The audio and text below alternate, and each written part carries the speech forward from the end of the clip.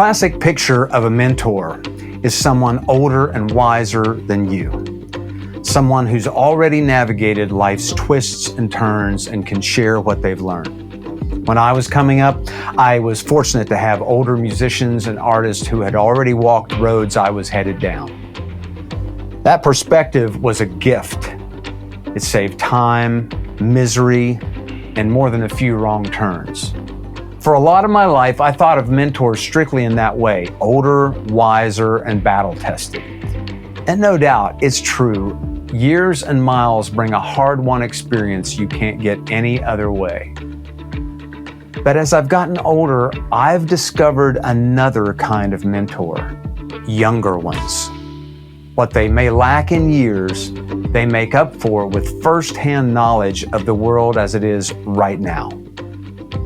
They see things in a clarity I can sometimes miss because I can get stuck looking through lenses shaped decades ago. That's where Savannah Conley comes in. She's not only a gifted singer-songwriter, her melodies and lyrics are haunting and vibrant, but she's also one of my younger mentors. Our conversations have opened my eyes to the very different realities today's young artists face. Savannah isn't a starry-eyed dreamer floating above reality. She's been in the trenches. Her frontline experiences with record labels, with touring, social media, income streams, and just trying to make a living as a young female artist are sobering, sometimes shocking, and always illuminating. For me, she's revealed blind spots in how I view the music business, shaped as I was by my own major label years. And I think she'll do the same for you. If you're a young artist, you'll hear things that resonate deeply. If you're a veteran like me, you may find your eyes opening to just how radically the landscape has changed. And even if your creative work isn't in music, I think you'll find plenty of takeaways in Savannah's smart, straight-shooting perspective. Enjoy my conversation with the talented and insightful Savannah Conley.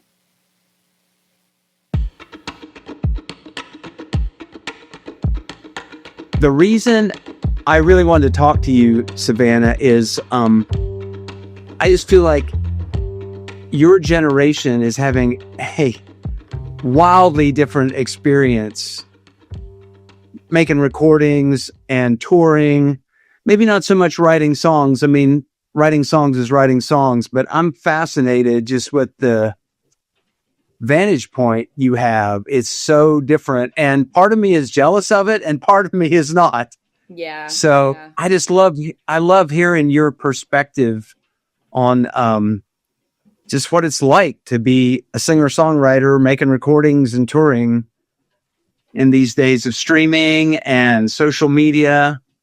I mean, I think it's an ongoing conversation with everyone right now, especially where I fit in like even just generationally, I'm like right on the cusp of millennial and Gen Z. Yes.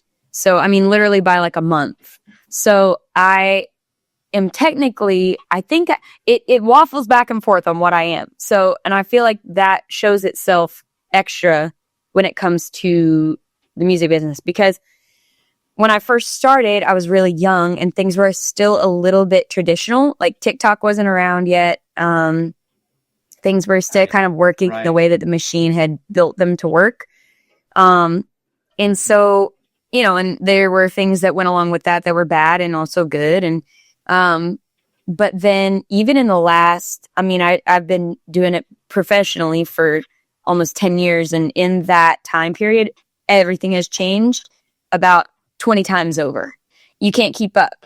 Wow. So, it's like I definitely, it's hard. I think the hardest part maybe, and maybe every generation has felt like this, but when you read, like I love reading autobiographies and biographies about artists that I love from the past, and it feels like you can build your own blueprint from those things, but you can't. And so, everything that happened to them or that they did, you're like, oh, well, that would have been awesome, except they sold records, or that would have been awesome, except they could take a year at a time to make a record and no one would bat an eye or more, because that's how it worked back then, you know? So I don't know. I think that for me is probably the hardest part, just because I love a plan and I love a blueprint and I love rules to follow, and there are none anymore. It's a free for all. So, you know, that probably is the most day to day, glaringly obvious thing. Cause I mean, I even love, like, I love looking at Wikipedia of, like, you know, the bios of artists and reading, like, early life to career to, you know, personal life, whatever. And everything looks, you read it and you're like, wow, that's so inspiring. If I could just maybe, you know, make my own version of A, B, C. And then you're like, oh no, that doesn't even exist. I can't even make my own version of that anymore because it doesn't exist. Because there's no radio. The tour market looks completely different. The recording market is just, I mean, wildly, wildly different. So it's just you know, it's hard to find mentors, even, you know, direct or indirectly, because no one knows anymore. Well, let me start by one of the aspects of this is that I think this has been true for a while. In fact, I think the embryo of this, you could even trace back to like the end of the 90s when people like Steve Earle or Lyle Lovett were starting to have careers that were not based on having a hit. And to me, and that's the part I kind of envy, is that you're working in an audience economy, not a hit economy, where, you know, when I had a record deal, if you didn't get on the radio, if you didn't have a hit, you had no career. It's still kind of like that, just it's TikTok. Oh, interesting. Yeah, it's just shifted. It's the same mentality. It's the same model. Just TikTok instead, which is even like, you know, and it seems like it gives power to the people to decide what they like and what they don't like, but really it gives power to the algorithm, which is run by people, by business people. So, you know, it is, there was a sweet spot for a minute where it was that exactly what you're saying, like not a hit economy, not a, anything like that. But now not only is it a hit economy, it's a 30-second hit economy. So it's like it's 30 seconds instead of even the whole song of, you know, one blip that you recognize and then it gets you on Jimmy Fallon or whatever, you know? So it's a hard, like, line to walk, because it is definitely better in a lot of aspects, but also, I mean, it's the same thing. It's just, wow. So the new middleman, the new radio music director is the algorithm. Yeah. So how does one, like, I see people, you see songs still every year blowing up or an artist blowing up. What does that happen there with 30 seconds? Well, I mean, yeah, almost all of those artists and songs that you see blowing up, if you trace them back, you can find them on TikTok. So I mean, 90% of them anyway. So the main, like, I think how people are doing it now is quantity is king. So you just try as many songs as you can. You flood the platform with as many songs. And I'm saying, not me, but I'm saying this is what has seemed to work for others. Flooding the platform with as much quantity as you can, trying to get things to stick, because that is the thing that the algorithm likes. So the algorithm likes quantity. It likes content. It likes consistency. Right. So yeah, if you just blast it. And obviously that sounds like more of a single song, put out a song versus, does it make any sense, especially on the front end? And you're beyond this now, I understand, but so what place does a group of songs, either an EP or an album, where does that fit? Has none. doesn't have a place except for you Wow. and your fans. Like Wow. the people that actually latch on to your music, they care. They care about an album. They care about an EP. They care about a story. But as far as like furthering something or taking steps forward, it's not gonna help you much. You're existing on single to single, so it's like, an album is equivalent to a single at that point in the algorithm's eyes. So, you could make, and then it goes down to like financially, like it's a lot of artists that do TikTok a lot. They make a lot of their, which is very impressive in a lot of ways. They do all of their own tracks all alone on their laptops. So financially, they're self-contained. So it really pushes toward more electronic and less organic things because it gives you the financial freedom to just put out as much as you can. So now if you want to make an album of, live tracking or something like that, then financially it makes sense for no one.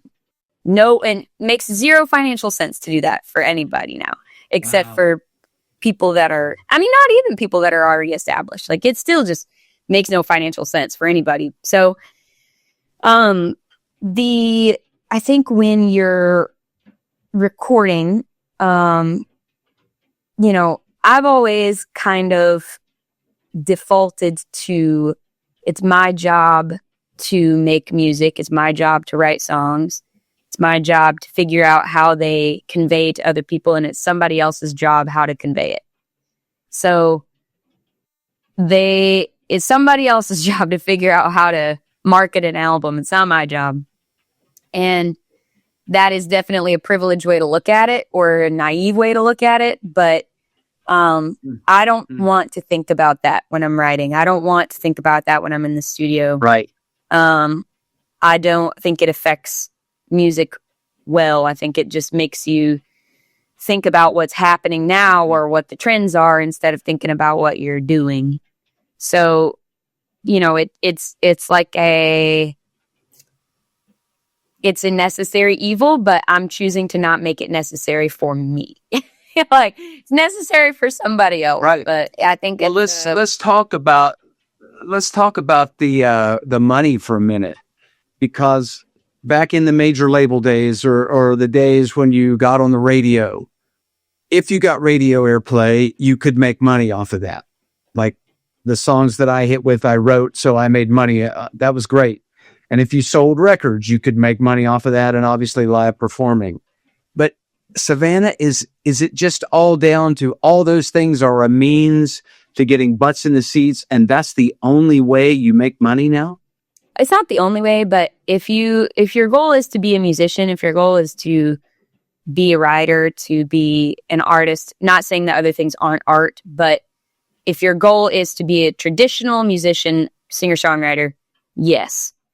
Now, if your goal is to be all of those things and also an influencer or an internet personality, then the world expands super largely. So if you want to be a traditional touring artist or person that makes records, then yeah, you got to get butts in seats.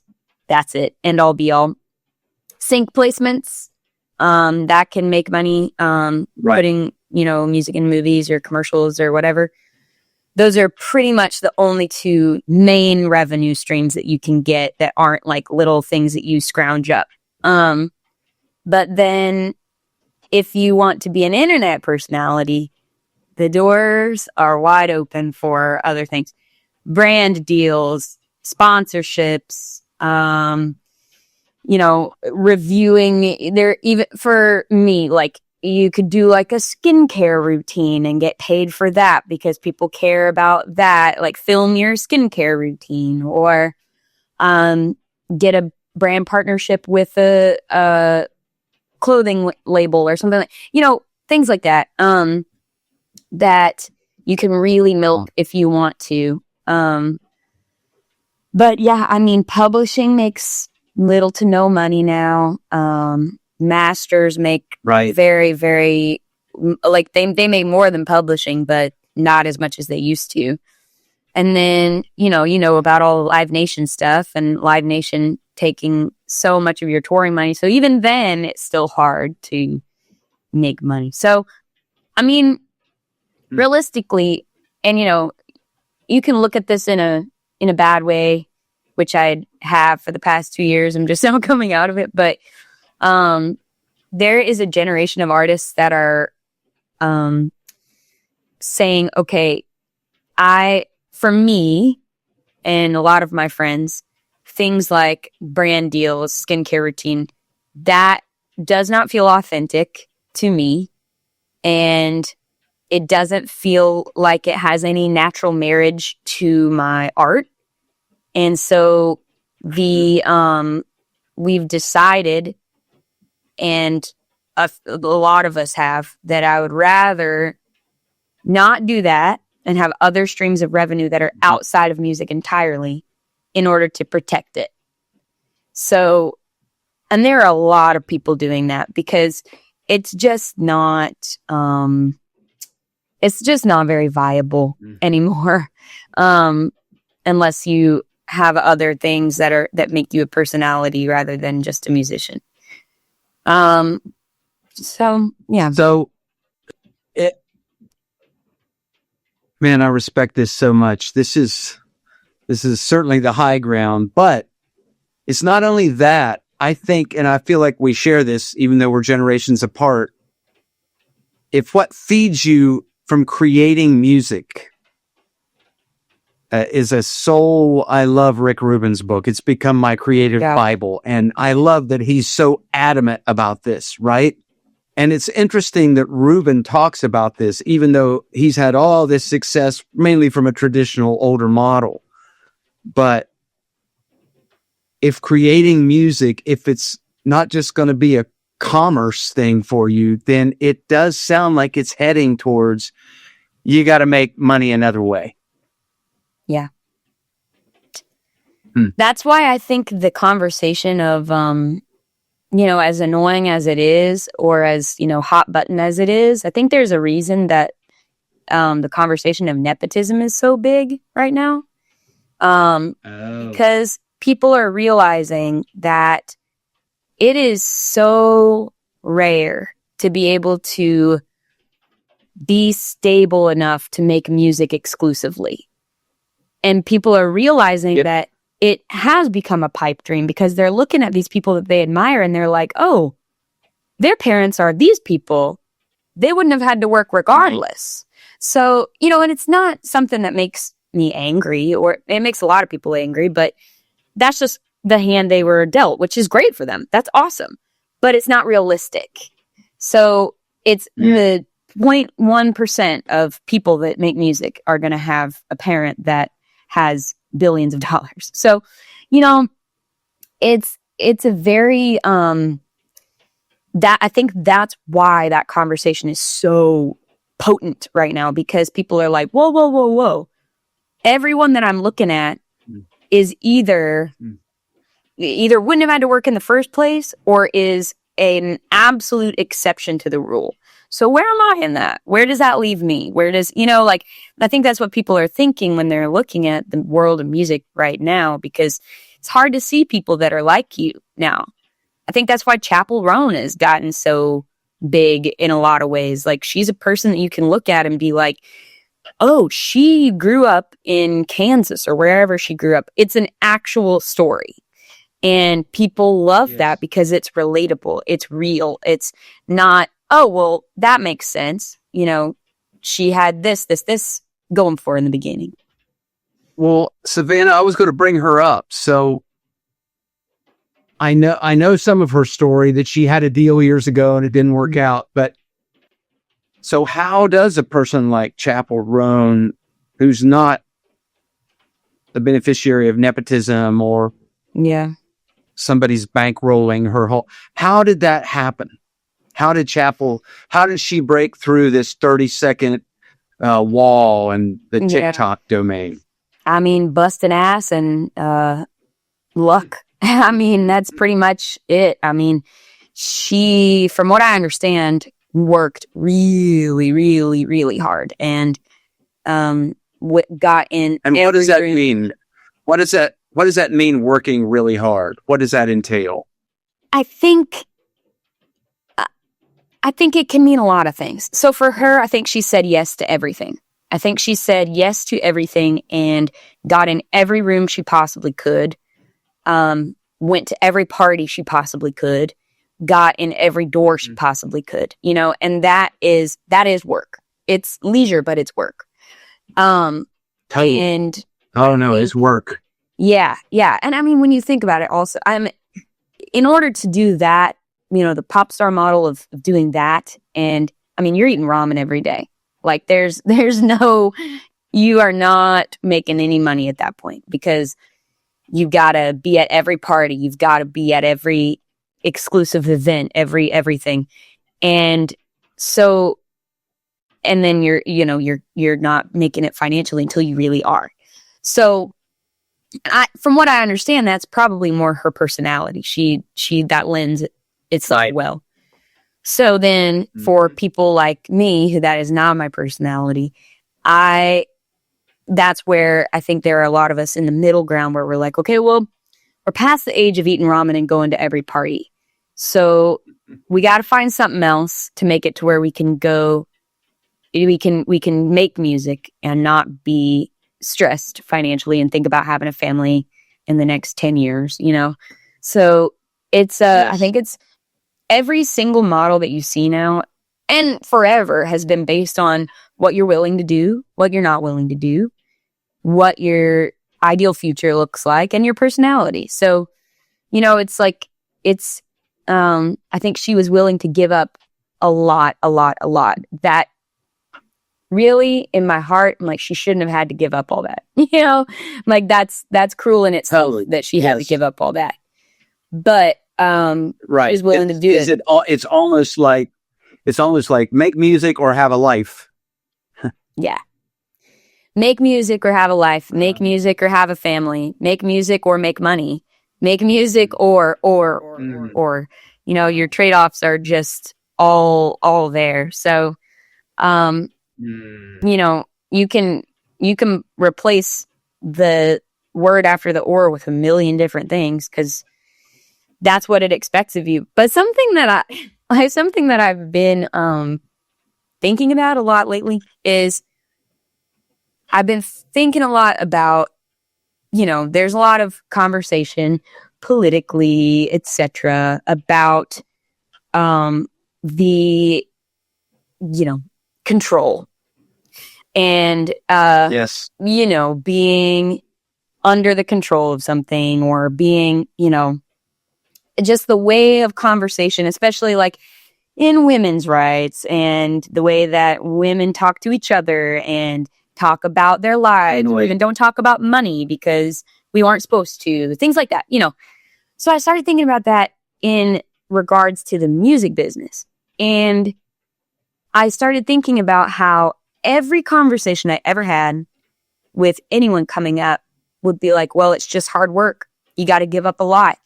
You got to give up a lot and you got to be willing to grind. And I started thinking about it and you know, do you? Because the people that were telling me that were suits and they never did that. So I'm like, okay, wait, you're the one telling me that, but you're the one, you know, paying me, but also making me make no money. So you're telling me to work and grind when you're the reason I have to. So, you know, I think I don't want to be all conspiracy-ish, but it is a little, you know, the top down, it's kind of convinced us a little bit that we have to grind, give up. You might not ever have a family. You might not ever buy a home. You might not ever, well, who controls that? They do. You know? So it's kind of a hard, I started thinking about that recently and kind of had like an aha moment of like, oh, wait, no, they were saying that because I was making them money and that's how they want it. So it's a really, you know, it feels silly, but I think it's kind of true. I think once you crack the code that you don't have to do that you can just make money, and or you can make music, and if it makes money, great. Then, Right. you know, that's kind of how you can stick it to them a little bit, a little bit. But You know, in that regard, there are similarities, Savannah. And I'll go way, way back to days when I was doing the thing and getting songs on the radio, but there was always the pressure to be a little more like this or a little more like that. There was that pressure, but also if you just really read the contracts, which I'm sure you do, I know you well enough, you're not somebody that's just going to sign a contract. I did. I read those contracts, and it's so one-sided, you know. I mean, if you blew up and you're and you sell millions and millions, then you can renegotiate.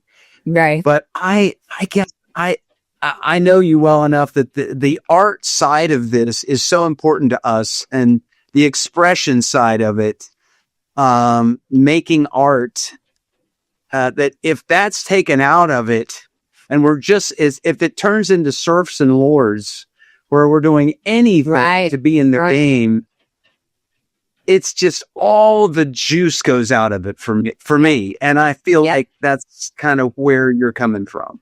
Oh, that's what happened to me. Exactly. I mean, that's why I put out a record and then didn't pick up my guitar for 6-8 months because I couldn't do it because the business part of things fell apart, and I'd been on 6 labels in 7 years, and you know, I just looked at my life and I looked at what I was putting stock in and what I wasn't.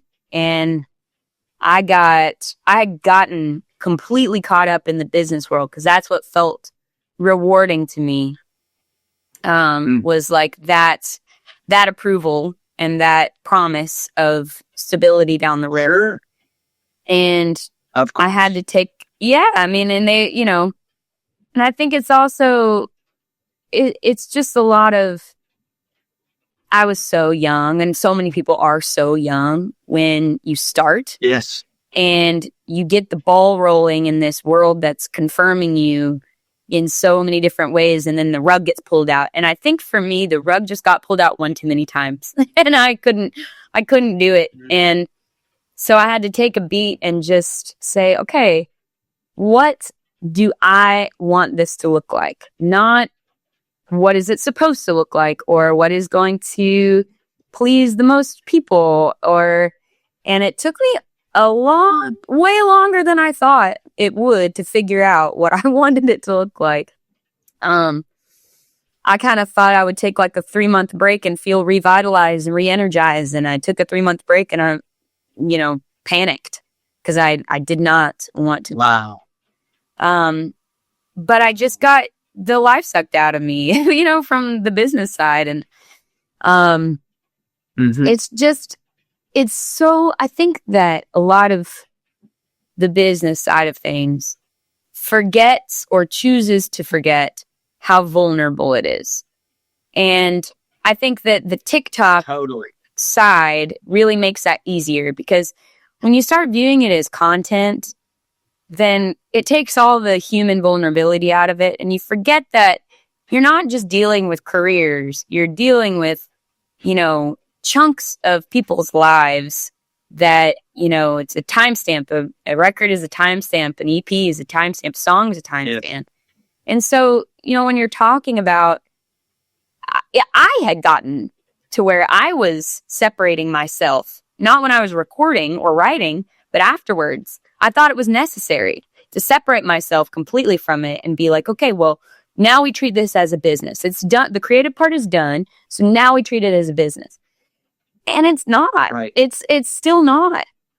You still have to look at it and treat it tenderly afterward. And in this break that I've taken, I've thought about so many conversations I've had about music and songs that meant so much to me, that the conversation around them was so sterile. And it's not like I want some seance around every rollout plan, but you know, it's like, it's also not that straightforward. It's not an advertising campaign for a toothpaste brand, you know? It's a song about my relationship with my mom. You know? Like that's like huge. And so it's not like, so we've missed the mark. We've just completely missed the mark. And so I don't know how to get back to that, but or get to it in general, because there is my dad has always said that the most unnatural thing is the marriage of art and commerce, and it is. But now it's not a marriage anymore, it's an ownership. The commerce owns the art. We got to bring it to a marriage. Wow. But I don't know how to do that. Wow, I didn't know. But yeah, well, that is a really tricky proposition. But you're really lighting me up here with everything you're saying, and you just time traveled me back. I did a similar thing. I took like I said, I'm going to take 6 months because I got so burnt out of trying to stay in the game, which at that point was, you got to get on the radio, you got to get a hit, which really means, I think Seth Godin does a wonderful job with this. If you're trying to win the masses, which just becomes, in his term, a race to the bottom. And the problem with the race to the bottom is that you might win. And yeah. all the meaning for it, like, I feel like artists fall in love with this. We start playing music. You started writing songs. I've had the pleasure of seeing you grow up both as a person and as an artist. And it means something to us. It meant something to us to create these little 3-4 minute pieces.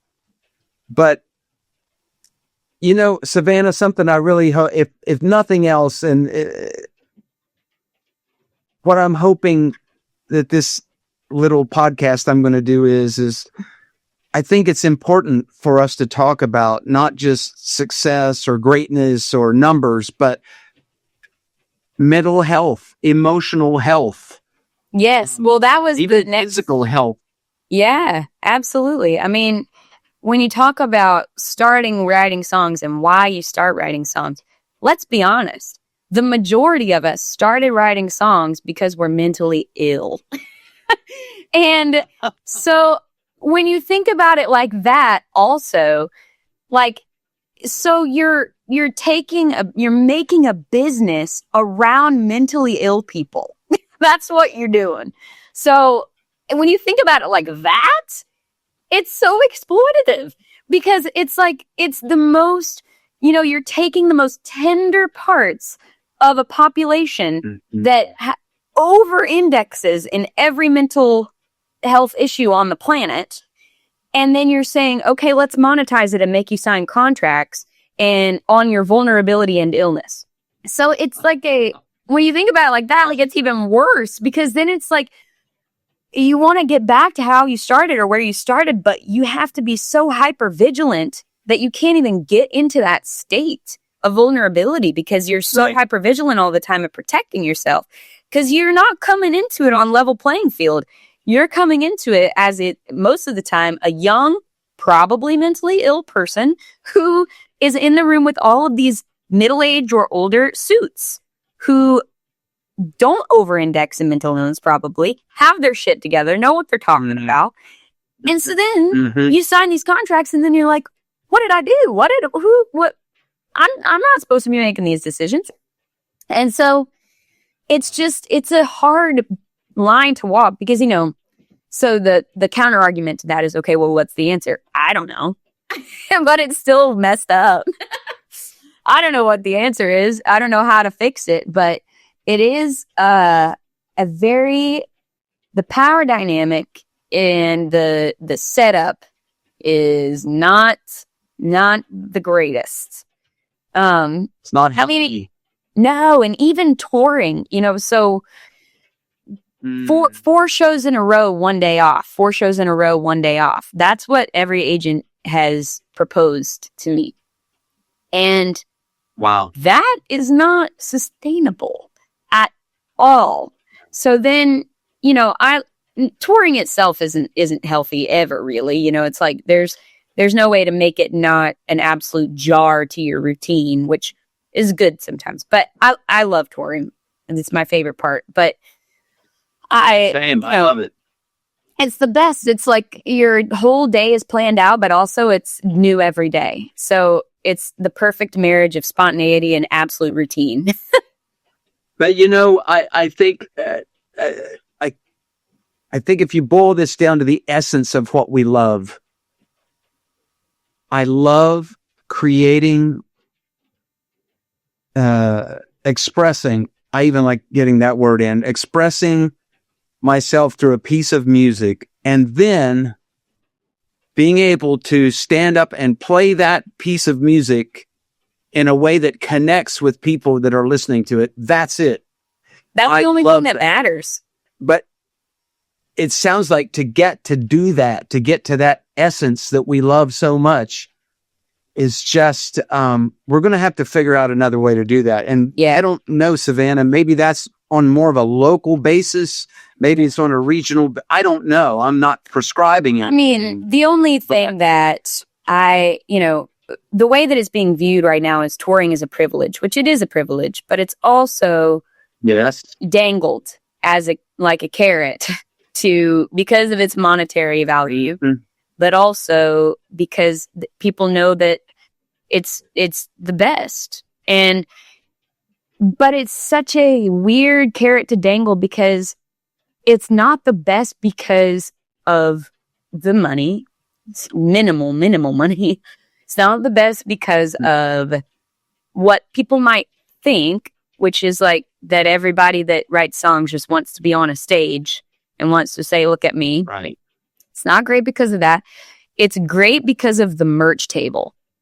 It's great because you get to stand at the merch table after, which I will always and forever do in some capacity, because that is where you get to see and meet people and be in a community that is existing because of music. And so that's the only thing that makes it not selfish. It's like it's the only thing that makes it not image driven, not ego driven, not, that's it. That's the thing. And it's draining and so rewarding, but because I started out my career by not wanting to do it. I didn't want to do music. I thought it was interesting. Oh yeah. Out of high school, I went to college and was like, this is not what I want to do. Because I thought it was selfish. I thought that it was a selfish endeavor. Why would anyone want to listen to my feelings? And I've even always had issues with journaling because of how often I see the word I. I'm like, God, I can't do it. But my, what breaks me out of that is touring, because you get to share the moment with people. I get that. So then that pisses me off too, that the highest caliber is to get to tour. I'm planning an acoustic tour right now, which will kind of, start me back, get my foot back in the world. Is that just you with a guitar? Is it you with somebody else? Yeah. What's that look like? Just me. Nice. Yeah. Well, it's clean. It's very clean. Yeah. Setup will be easy. Yeah. I've always envied comedians. Like, they show up, they get a mic. That's their rig. Yeah. But I wanted to, you said something, we had coffee a couple months ago, and I left there feeling like some things you said made me think your identity wasn't wrapped up in being this, a success, or I just think that's so healthy, because I've talked with your dad about this, and the names, people shall remain nameless. but it can do a number on you, like, well, gosh, am I just a failure? And almost in any model, right? Yeah. Regardless whether it's in the 90s or the 2000s or the 2010s or now in the 2020s. Ego is time limit. Really kind of totally. And you screw yourself by saying, well, yeah, I just sensed in you that you're not as tied to that. Well, I used to be. I mean, that is a relatively recent thing. I mean, I think it probably was, I'm so stubborn that I think I probably had less of that tie than a lot of people. Just because I was like, no, like, I'm not, no, that's stupid. I'm not putting all my eggs in that basket or being so attached to something that I'm frantic. Desperation is my nightmare. So I will do anything to avoid desperation. So I think, honestly, the best thing for me personally in the quest to not have an ego-driven career or a only attaching worth or value to my career is seeing so many people do that and really disliking who they become. And yes, that is something that, you read about, you hear about. It's a different thing when you see it and when it's people that are close to you. And I just have some friendships fall apart because you just create this little world where you're the king and everyone else. There's this meme of this kid on an old reality TV show, and he says, "I'm the king and you're the sorry people." And that's what it felt like with a lot of my friends, is that they were the king and we're the sorry people. And that will fall apart. Oh, it is so sad. And then, you think about their only friends are their employees. And that sucks. Not like, good. That's not really good. bad. And in my mind, I'm like, if you really value a relationship, don't hire them. Don't hire your friends. Yes. Hire someone else, because that is not a friendship at that point. That is a dynamic that will never change. You're the boss. They're the sorry people. And it's an employee relationship. Right. And people act like it's a gallant thing to do to hire your friends, which maybe sometimes it is, but if you really value the friendship, don't do it. That's not me and my fiance, he was my guitar player. I fired him when we started dating. So I was like, I'm not doing this. And plus I love Fleetwood Mac, so I'm not. I do think like, yeah. There's not like, I think watching, I also just don't want, I found myself getting frantic because I thought, okay, if this doesn't work to bring me stability, what else do I know how to do? What skills do I have? What things do I find? Yeah, I mean, it didn't feel healthy at the time. It is now. But it felt desperate and frantic at the time. But it just hit me all of a sudden that I didn't know how to do anything else. I didn't have any other skill sets. I didn't have any other things that brought me joy. And so I couldn't stand the thought. I just got so mistrustful and so, got less and less naive about the business itself. And so suddenly I was like, I've got to find something else. So, I found other things that I like. I got my yoga teacher certification, started teaching yoga, I opened a cocktail bar and now I love that. And so it's just different things that you can do that it also breaks it up to where it's like, I've always been more creative the busier I am because I don't have time to sit around thinking about myself. So I think you are hitting on something really huge here. And that is, I almost feel sorry for people who haven't gotten the chance to explore what all they can do. Totally. there is an overwhelming feeling in industry towns that if you are doing something else besides music or your passion, you are less than. And that is simply not true. And who's saying that? The people in power. The people in power are saying that so that you rely on them more and that you rely on a record deal more for monetary reasons. You know, it's like that's who is convincing people that it should be looked down on, not each other, not convincing each other of that. It starts here. And so Totally. yeah, that's where it's like, that is also where I get stubborn, where I'm like, middle fingers high, where I'm like, listen, no, there's no way I'm going to be ashamed of doing something else I like. I used to absolutely feel that way. Savannah, I wonder, and this is going to sound very rose-colored glasses, but could there be...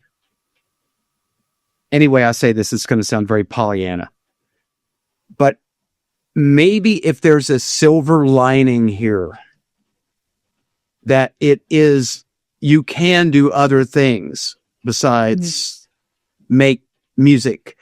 And by finding those other things, could it actually set you free to make, I got to go back to Rick Rubin here.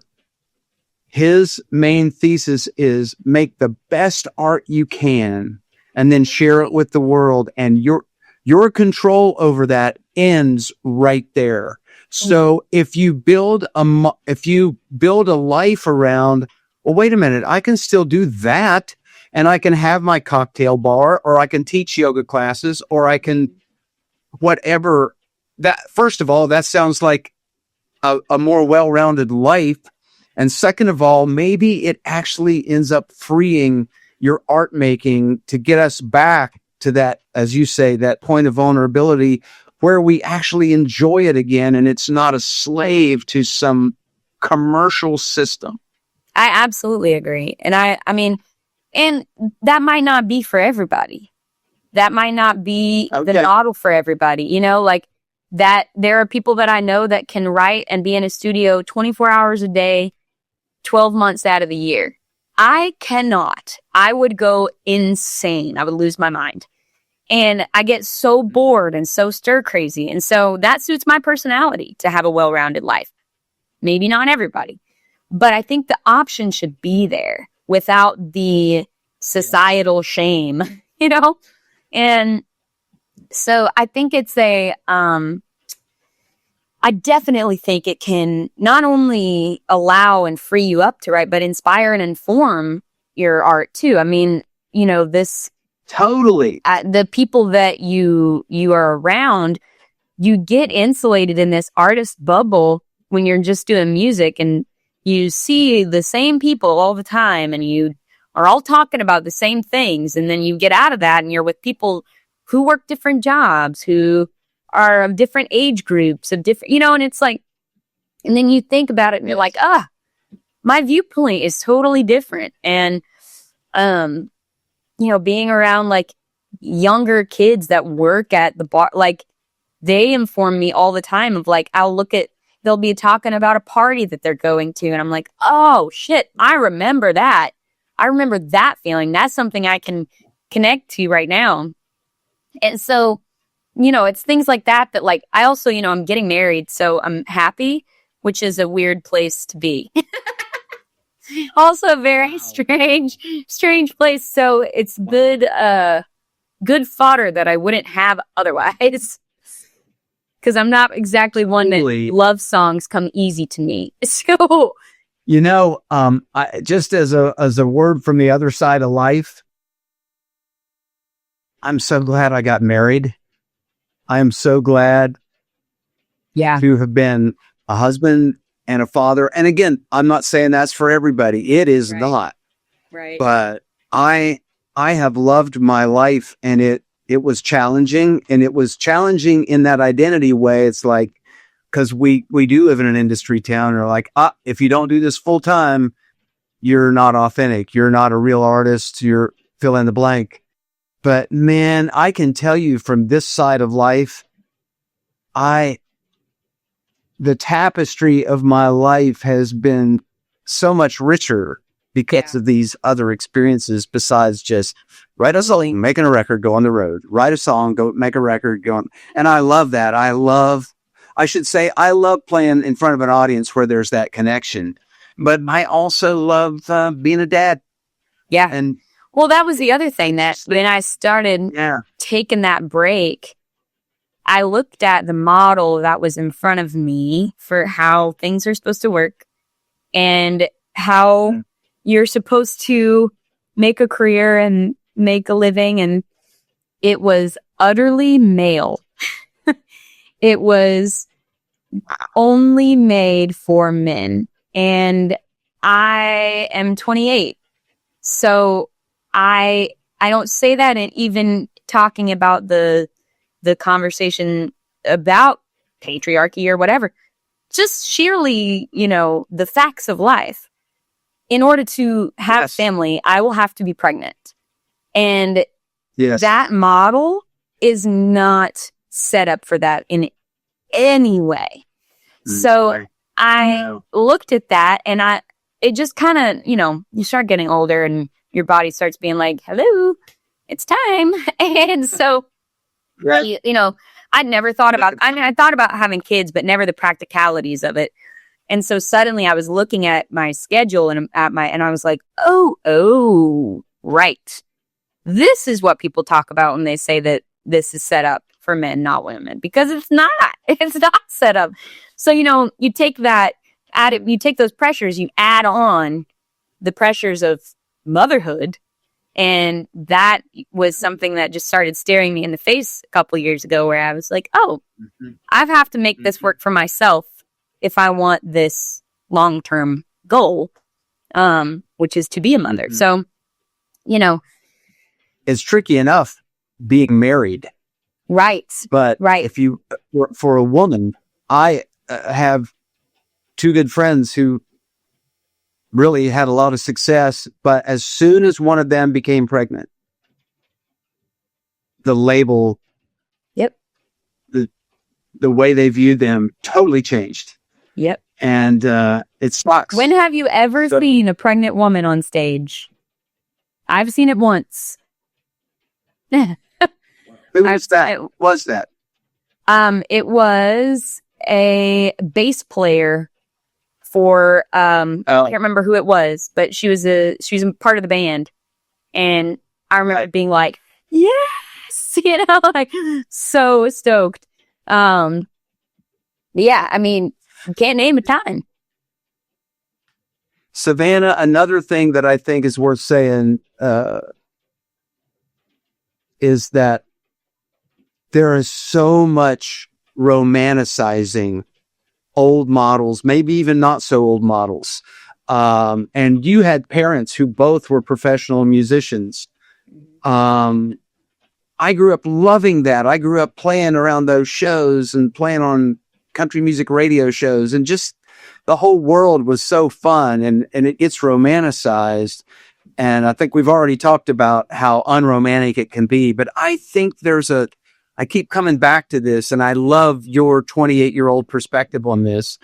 We've got to do a mindset shift on how we view this and how we view being artists and writers and musicians, and how that we can express that in healthy ways. But I think holding up, to use your example, Fleetwood Mac or Johnny Cash or even Jason Isbell, as we talked about, or even Billie Eilish, for crying out loud. We got to be more creative. Maybe one of the most creative things we do is the mindset we create of how we're going to view and value all these things. And, and I think there is I can get caught up in like, okay, well, how is one to do that on the macro level? How do you do that on the macro level? You can't really, but you can do it on the micro level and then hope that other people do. And then that turns macro. The more people that do micro become macro. So it's definitely, it's risky. It feels risky. It feels, it is. it feels, maybe sometimes I feel like an idiot I'm like, who am I to try to buck the system? Then I'm like, who am I to not? Like what other, I have a decision to be authentic or to try to buck the system. So here's to feeling like an idiot if that's the case, but yeah, I think the more people break it apart and put it back together in a way that works for them, it might not be what works for me. Yeah. It might not be what works for you, but what you just Right. have to pull it apart and not let they say in the Handmaid's Tale, I don't remember what the quote is, but no, let the bastards get you down. Like that's what I've never exactly, I've always kind of been I had minimal rage angst at the man, when I was a teenager, when I was supposed to be having those feelings. I think I'm making up for it now. I think now is when I'm making up for it. I definitely felt it, but now I feel like, oh, I'm over it. I'm like big over it. Yeah, I think the more people can just take it apart, put it back together, and then do that over and over again till it in different seasons of life. I think maybe a good place to wrap this up with is one thing is for sure that is not going to change. Music ain't going anywhere. People we're human beings and we love music. The tools to make music have been democratized. So Totally. do that. Totally. We can write songs. We can build that. You can build that. You could discipline yourself to make that part of your weekly rhythm. I'm going to designate this time of my week along with what else I do to write songs. And I know from doing an independent album at the end of the 90s, and I got it all done, and the wall I hit was distribution. So I can kind of romanticize this, but to be able to do a mouse click and share a piece of art with huge a world, it's huge. Yeah, it absolutely is. I mean, it really does. It makes it accessible for everybody, which is amazing. There are people that are like, oh, everybody shouldn't have access. No, they should. It's just we have to, having access to distribution and access to making music in general, even if no one ever sees the music that you make, even if it's just in your laptop, everyone should have access to it. Everyone has always had access to a guitar if they wanted it, if they could afford it, Exactly. And so now it's just different. It's your computer. So I think that I've never thought about the lack of distribution being a wall you could hit. That's never been a wall that has existed in my lifetime. So it's definitely, it's very accessible, which is inspiring, but also presents its own challenges that you can just kind of work through on your own. I always say there's unique opportunities and unique challenges to every time period. Absolutely. And I still think making music is a beautiful thing. It's a spiritual thing. It's an emotional thing. It's a mental thing. And I think at the end of the day, a nourishing thing. And I would encourage anybody that wants to do it. The last guest I had on this podcast became early on, by the way, not as a bailout plan later in life, but he became an anthropology professor. And he's a killer blues guitar player and a really cool singer-songwriter. And guess what? He has done that all the way through. And he's passionate about anthropology. He still considers himself, this is where I think this is a healthy mindset. He says, oh, I am not a hobbyist. This music's not a hobby for me. I'm a real musician. I'm a full-time musician. I just do these other things. So I think it's a great time to be making music. I do too. I mean, and it can get depressing. It can get overwhelming, but Sure can. at the end of the day, what are you going to do? You can't go in and, you know, change the way Spotify works or make it to where, you know, distribution is more or less available to the masses. Like, nobody can control it, so you might as well just control it for yourself. I saw this article about this pilot who he's a full-time pilot, but also the conductor for, I think it's the Denver Symphony. And Wow. and I saw that and I was like, now that is something I can get behind. Because I'm so like 100 or nothing. And he was like, I give equal effort to both of my passions, and both of them sustain me. And I'm like, yeah, that's exactly what I want, you know?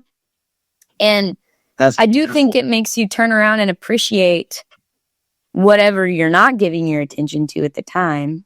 Then when you get back to it, you're like, oh, this is awesome. And then you give your attention to that. You get a little burnout. Well, you turn around and you're like, oh, this is awesome again. You know, like I feel like it's just a better model all around, but each can give you a different source of oxygen. They can each contribute to your life, and you have this more interesting, more well-rounded life. And to reference something you said earlier, I definitely think these other things, you might have a conversation in a yoga class or at your cocktail bar, whatever, that totally inspires a song. They all feed each other. Whereas, and again, it's not for everybody. I'm not trying to write songs about a romanticized version of real life or a movie version of real life or something that people can't connect to en masse. You know, I'm trying to write songs about life, about real life. And so if I put myself in a bubble where all I think about or all I'm around is different, you know, artists. And I mean, John Prine was a mailman when he wrote the best songs he ever wrote, because he was just writing in his mail truck and looking at people living their lives and being, you know, amazed by it. And that's where I don't want to be pinned down. You know, like I don't want to be like in one world exclusively. I want to be in all the worlds at once. My mom always accused me of wanting to do everything all at once. Like, I want to be a part of and doing everything all the time. And it's true. I do. I want to be doing everything that I want and that I can and that I should all the time. Like, there's no chill. But I think that also, well, I'm just so curious and nosy, and I have endless energy. And so I don't like, I want to sink my teeth into whatever I'm doing at the time. It also makes me perpetually late, because whatever I'm doing, my full attention is on it. And so then I'm like, oh, I have to go do this thing. And then that next thing, same thing. And so I'm like, I want to give 100% to everything all at once. So then I have to have 700% in me at all the time. But I think that can also be useful. So, well, I know whatever it is you do, I've known you long enough since you were a young girl, a young teen, that whatever you do, I've always seen a soulfulness in you and an authenticity. And from where I stand, it seemed like an unyielding authenticity. And that's one of the things I love about you. So. For better or for worse, yes. That is I look forward to seeing the creativity that comes through you in all these different expressions, because I think you're a smart person, and it's going to be fun to see the future Savannah Conley chapters. Well, thank you. And let's hope I can do all 400 of them. I think you will. Maybe not all at the same time, but thanks so much for being so candid and having this. Of course, I don't know any other way. Wow. Hope you enjoyed that. I love someone that speaks their mind. You don't have to wonder, what are they really saying? You know exactly what Savannah is saying. And I think you can probably see now why I say having younger mentors, especially for us oldsters, is so valuable, because we can lose perspective, or we can freeze frame reality of how it was in 1992 or 2008 or even 2020, right? So valuable. Anyway, I hope you got some real good out of this conversation. And now I hope you will go make something.